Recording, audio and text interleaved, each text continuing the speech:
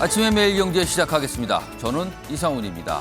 날씨가 일주일 전과는 완전히 딴판입니다. 하루아침에요. 냉동고 그리고 냉장고 같은 추위가 찾아왔습니다.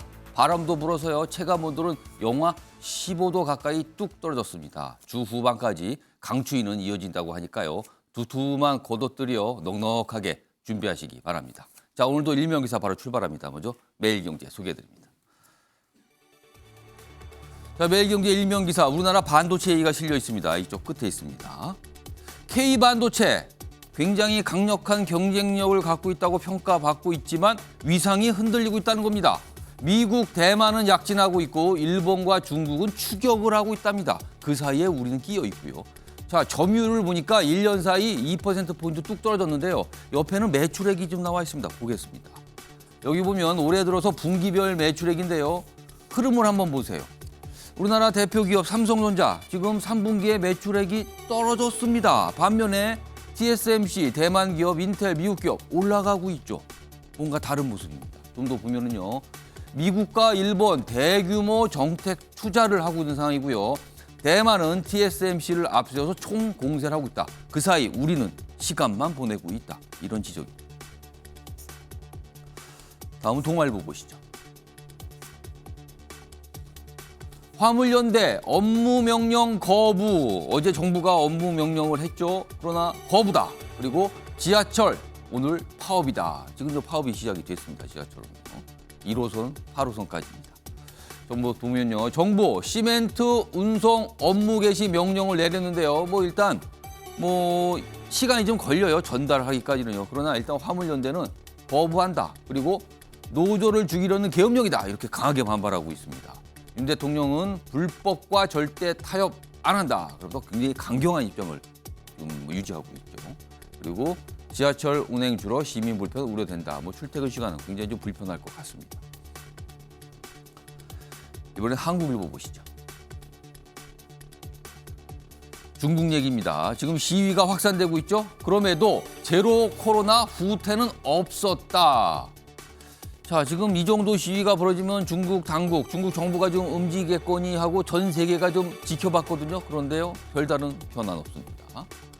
방역 당국은요, 봉쇄 정책 완화 언급이 없이 노인층 백신 접종률을 높일 것이다. 이런 설명만 합니다. 그럼 적합하지 않은 설명이 된 거죠. 자, 시진핑 책임론 우려에 정책 전환을 못하는 거 아니냐. 이렇게 해석을 담고 있습니다. 마지막으로 조선일보 보시죠. 아래쪽에 있습니다. 자, 이재명 시장 선거자금 등 42억 원을 건넸다. 자, 검찰이 대장동 업자의 2년 전 문서를 확보했다. 자, 뭔가 좀 적혀 있는 거, 이걸 확보했다는 거죠. 이게 내용 증명인데요. 여기에 이런 내용이 담겼다는 거잖아요. 그런데 이 내용 증명이 비리 의혹이 나오기 전인 2020년 4월이에요. 당시가. 자, 분양업자가 남욱에 내용 증명을 보냈는데, 자, 문재인 정부 당시 검찰 수사를 했거든요. 근데 이런 진술을 듣고도 뭉갰다. 당시에 진술이 있었다. 그리고 좀 뒤늦게 이런 문서가 같은 맥락의 문서가 나온 거다. 이렇게 전하고 있습니다. 문재인 정부 검찰 얘기가 지금 나오기 시작했습니다. 자, 지금까지 일명기사 짚어봤고요. 오늘도 다양한 분야의 뉴스 준비되어 있습니다. 그리고 그 뉴스의 의미 그리고 배경까지 짚어주시기 위해 오늘도 4분 나오셨는데요. 한 분씩 소개해드리죠. 자, 화면 가장 왼쪽 첫 자리입니다. 윤영걸 전 매경닷컴 대표 자리하고 계십니다. 그리고 그 옆에는요. 김종욱 전 청와대 행정관 나와 계시고요. 세 번째 자리에는 김병민 국민의힘 비대위원 나오셨습니다. 그리고 마지막으로 이종훈 시사평론가 자리하고 계십니다. 자, 4분 안녕하세요. 안녕하세요. 안녕하세요.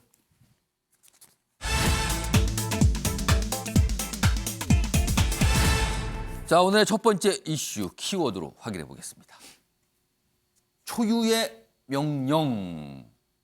그러니까 처음이란 뜻이죠. 화물연대 파업과 관련된 정부의 업무 개시 명령을 뜻하는 겁니다.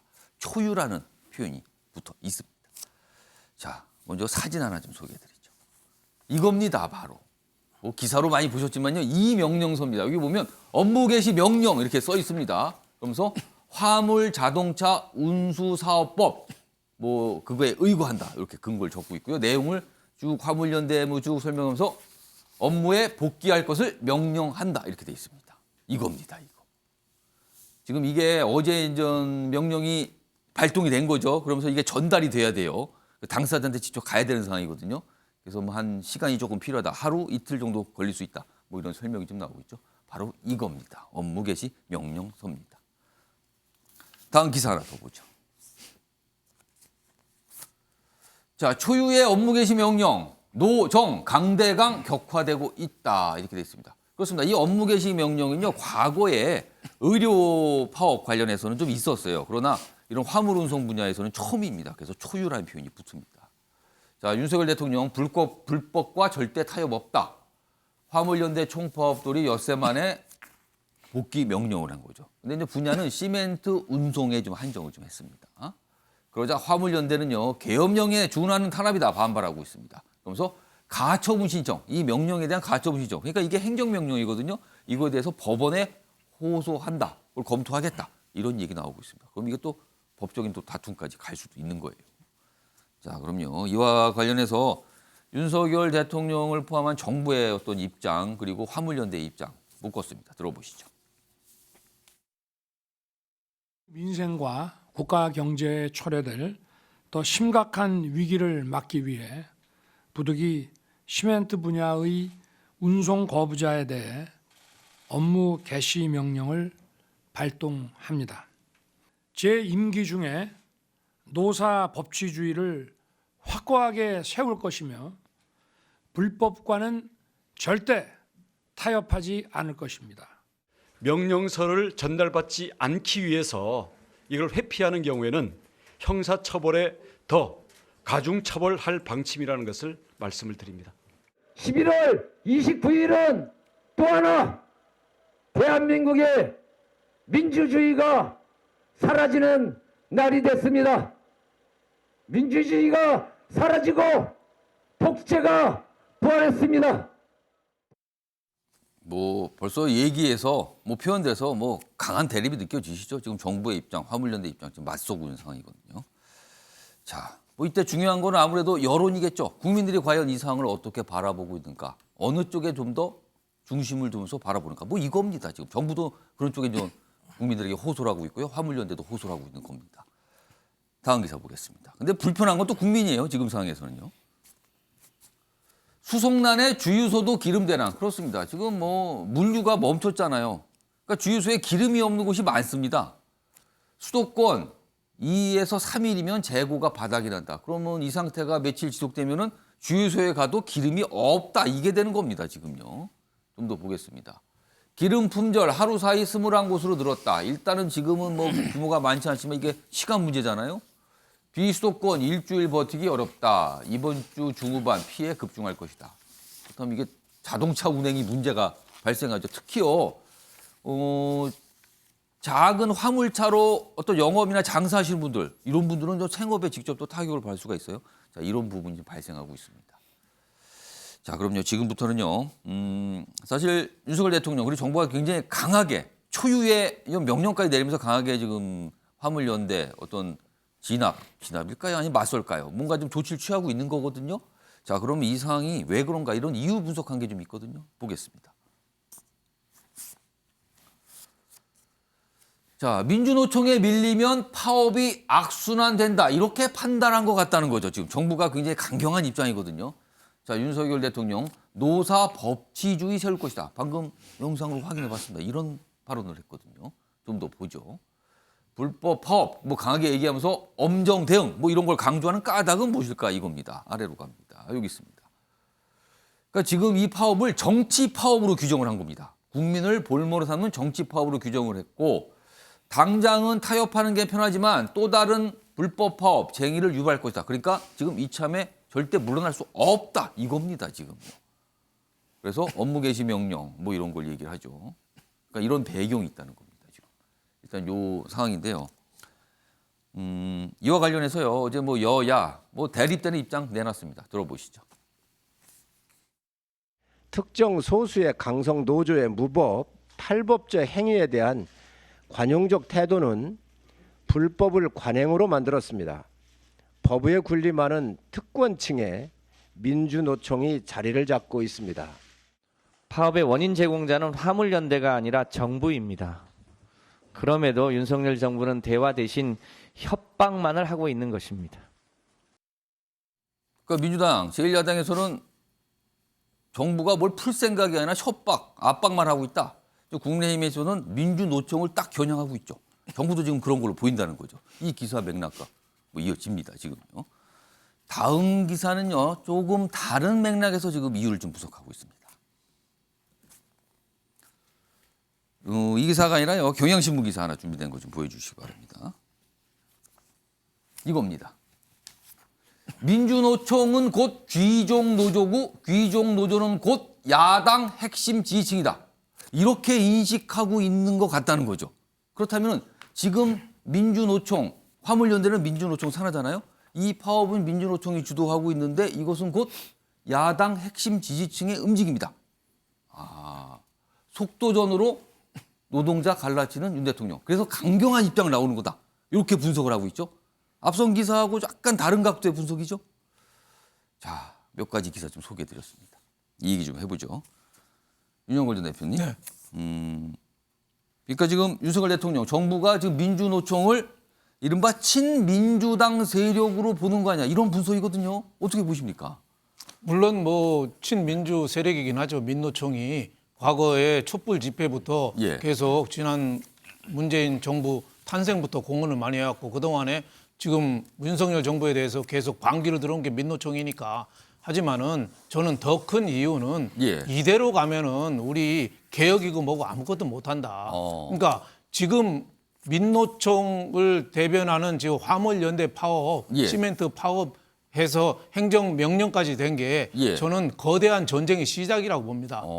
네, 왜냐하면 윤석열 정부 들어와서 예. 연금 개혁도 해야 되고 교육 개혁도 해야 되고 여러 가지 개혁을 해야 되는데 예. 이 첫 번째 이 장애물이 이 노동 개혁 아닌가 싶어요. 그래서 이번에 그 업무 개시 명령이 나온 게 그거 아니냐. 저는 이런 생각이 들어요. 여기서 밀리면은 예. 지금 한 6개월 정도 좀 넘었는데 윤석열 정부는 할 게 하나도 없다. 노동개혁 이거는 뭐 이제 불가능해진다. 그렇죠. 이런 판단을 했다는 노동 개혁도 겁니까? 못하고 예. 다른 개혁도 하나도 못하는 바로 지금 가뜩이나 지지율 떨어지는데 예. 바로 식물 정부로 전락할 거다 이런 생각이 들어요. 저는 한자 성어가 세 개가 생각납니다. 예. 하나는 고육지책. 예. 예, 하루에 지금 3천억씩 적자 나고요. 예, 손실이 나고 예. 더 이상 하면은 우리 지금 오늘 철도 파업, 지하철까지 오늘 예, 지하철 파업하잖아요. 파업입니다. 염세 효과가 많아서 업무 개시 명령을 안 할 수가 없습니다. 또 하나는 만시지탄. 예. 너무 늦었어요. 지난 6월 달에 화물연대가 1차 파업을 했었거든요. 예. 그때 너무 쉽게 합의를 해줬어요. 그때 일몰제니 뭐니 또 협의해보자. 그리고 지금 시멘트, 레미콘 예. 뭐 이런 컨테이너만 지금 안전운임제 하는데 넓히는 것도 협의해보자 했잖아요. 예, 예. 그러다가 너무 물러섰어요. 그러다 보니까 이거 또 한 거거든요. 예. 그러니까 업무 개시 명령이라는 게 노무현 대통령 때 그 법을 만드는 거예요. 2003년에 두 번이나 부산항이 마비가 되니까 노무현 대통령이 이거 안 되겠다 해서 이거 그렇습니다. 명령제를 예, 만들었거든요. 그래서 이번에 첫 시행하는 건데 만시지탄 감이 있죠. 제대로 대응 못한 거예요. 그래서 또 하나 한자 성어를 말씀드리면은 저는 타산지석. 예. 레이건 대통령한테 타산지석. 레이건 대통령이 1981년에 그 관제사 파업 나니까 그대로 그냥 48시간 내에 복귀해라. 예. 아니면 다 자른다. 예. 복귀 안 하니까 다 잘라버렸어요. 그리고 손해배상 끝까지 해서 복직도 나중에 안 받아줬어요. 예. 근데 그 결과는 레이건의 대성공했습니다. 레이건 경제적으로 굉장히 인플레이션 잡고 높은 평가를 받잖아요. 예. 그래서 저는 윤 대통령도 그 레이건 대통령한테 좀 배워서 예. 이걸 좀 제대로 해보겠다. 예. 법치주의, 노조 법치주의를 한 거죠. 그래서 저는 그럼에도 불구하고 두 가지는 꼭 지켜야 된다고 봐요. 예. 하나는 대화의 문은 끝까지 좀 열어둬라. 예. 대화는 해야 된다. 예. 그리고 준법하고 불법하고는 꼭 가려라. 예. 불법은 끝까지 잡아내야죠. 예를 들면 다른 사람 일하는 거 방해한다든가 예. 이런 건 끝까지 잡아내서 엄단해야 되지만은 준법적인 거 파업이라는 건 준법일 수도 있거든요. 그런 거는 저는 허용을 해야 된다. 좀 이런 생각이 좀 들었습니다. 그러니까 지금 정부의 입장이 어떤 노동 개혁을 염두에 두고 있고 그리고 민주노총을 바라보는 시각이 반영된 것 같다. 오늘 이런 기사 그리고 이제 윤영걸 전 대표님도 그런 맥락에서 좀 설명을 해주셨어요. 근데 이거보다 조금 더 나가면요, 김종국 전 행정관. 최근에 주말마다 이른바 정권 퇴진 촛불 집회가 열리고 있습니다. 그러니까 윤석열 정부가 이제 그거에 대해서 굉장히 좀 사실 어떻게 보면 뭐랄까요, 이걸 표현을 심적으로 강한 거부감 반발을 하고 있는 상황이잖아요. 근데 최근에 이런 파업 이게 어떤 연장선상에 있는 거 아닌가? 정부를 겨냥한 어떤 압박. 그리고 최근에 윤석열 대통령이나 정부 입장에서는 약간 보수층의 지지율, 보수층의 지지 이런 것도 좀 염두한다는 거 아닌가? 이런 게 사실 정치권에서 조금씩 나오는 분석이거든요. 이건 어떻게 좀 판단하십니까? 그런 걸 두려워하셨으면은 국민의 뜻에 맞게 대통령이 일을 하셨어야죠. 국정 지지율이 낮았기 때문에 발생하는 문제이기 때문에 예. 저는 이것들을 정치로 풀 수 있는 부분이 있을까라는 고민들은 분명히 있어요. 말씀하신 것처럼 저는 지금 최근에 벌어지고 있는 것은 윤 정부가 국면을 전환하기 위한 강경 대응이라고 저는 판단이 되는 거죠. 아, 이게 예견된 일이 아닌가. 예견된 일이었어요, 실제적으로. 이미 6개월 전에 파업을 하고 난 다음에 합의한 이후에 예. 연말에 당연히 일몰제라고 하는 부분에 대해서 어떻게 할 것인지에 대한 판단을 해야 되는 문제였었고 예. 그 기간 동안에 제대로 된 교섭도 없었고 협의도 없었고 그러니 당연히 노동자들 입장에서는 이 문제에 대한 어떤 결론을 봐야 되는데 정부 입장이라는 건 한 발도 안 나간 상황이니 예. 노동자가 가지고 있는 기본적인 권한이 예. 교섭을 하고 파업을 하는 권한이 헌법에 보장된 거 아니겠습니까? 교섭도 제대로 진행되지 않는 상황이었잖아요. 교섭도 진행되지 않고 있는데 갑자기 정부가 강경 대응을 얘기하면서 예. 업무 개시 명령까지 나온 상황이라고 얘기하면 저는 윤석열 대통령이 말씀하셨던 헌법적 가치에 기반한 통치라고 계신가라는 좀 고민스러운 대목들이 있고요. 저는 일단 예. 이것은 기본적으로 국면을 전환하기 위한 강경 대응이라는 생각이 드는 것 하나하고 또 하나 이 분위기를 몰고 가기 위해서 사정정국과 공안정국 두 가지를 갖다 몰고 가는 거 아닌가 생각이 들어요. 그러니까 말씀하신 것처럼 1979년도에 예. 금리가 급격하게 올라갔습니다. 경제 사정이 안 좋아졌겠죠. 예. 노동자들이 엄청나게 저항했습니다. 예. 1980년, 81년부터 노조 파괴가 벌어지기 시작을 해요. 그래서 노조라고 하는 소위 자본의 반대 진영에 있는 노동자들의 힘들이 급격하게 하락하게 됩니다. 예. 그러면서 신자유주의 경제정책이라고 얘기하는 소위 기업을 위한 정책들이 작동하기 시작하거든요. 저는 벤치마킹을 했다면 그걸 벤치마킹했다는 생각이 들기 때문에 예. 노사 법치주의라고 하는 가면을 쓴 저는 기업국가죠. 기업을 위한 정책을 펼치겠다라고 하는 하나의 시그널이라는 생각이 드는 것이고 예. 이런 것들을 매개로 해서 저는 말씀하신 것처럼 저희 퇴진운동을 진행하고 있다라고 하는 사람들을 전체로 결합시켜서 파업 세력, 예. 퇴진 세력 이란 방법으로 공격을 하는 이데올로기 싸움으로 저는 내년에 넘어가지 않을까 생각이 듭니다. 추가 질문 하나 드리면 지금 사실은 민주노총 글쎄요 거리감을 따지면은 국민의힘보다는 확실히 민주당과 가까운 노조 아닙니까? 정의당이랑 가깝죠, 실제적으로는. 사실 정의당입니까? 그러니까 지금 계속 예를 민주당과 가깝다고 말씀하시는데 예. 실제적으로 정의당이 가장 중요한 기반이긴 하고요. 근데 말씀하신 것처럼 예. 여야를 따진다면 예. 야 쪽에 많이 있는 정당이고요. 예. 하지만 민주노총도 마찬가지입니다만 민주노총 노조 조직 노동자뿐만 아니라 예. 전체 노동자의 이익들을 대변해야 되는 것이고 예. 상황마다 국민의 여론을 존중해야 될 필요가 분명히 있는 거죠. 하지만 가끔 그렇지 않은 경우들이 많았었기 때문에 예. 많은 국민들이 강성 노조니 규정 노조니라고 하는 얘기들을 분명히 그렇죠. 듣고 있습니다. 예. 전 그렇다 이런 부분에 대해서도 민주노총 스스로가 어떻게 하면 바꿀 수 있을 것인가라는 예. 자기 조정 노력도 분명히 필요하다는 생각이 듭니다. 예. 하지만 그렇다고 해서 민주당과 가까우니까 민주당의 친민주당 세력이고 예. 퇴진운동을 전기하니까 민주당도 퇴진운동 세력이다라고 얘기하는 건 너무 제가 볼 때는 단선적인 접근이라는 생각이 듭니다. 자, 지금 앞서서 여기 조선일보 기사, 그다음에 경향신문 기사 내용 다뤄봤는데요. 약간의 어떤 맥락은 다르지만 정부는 절대 그리고 화물연대나 민주노총은 절대 이런 얘기는 안 하죠. 그러나 정치권 그리고 언론에서는 약간 해석을 곁들여서 이렇게 보고 있는 겁니다. 지금 현상을 설명하기 위한 해석인 거죠, 지금요.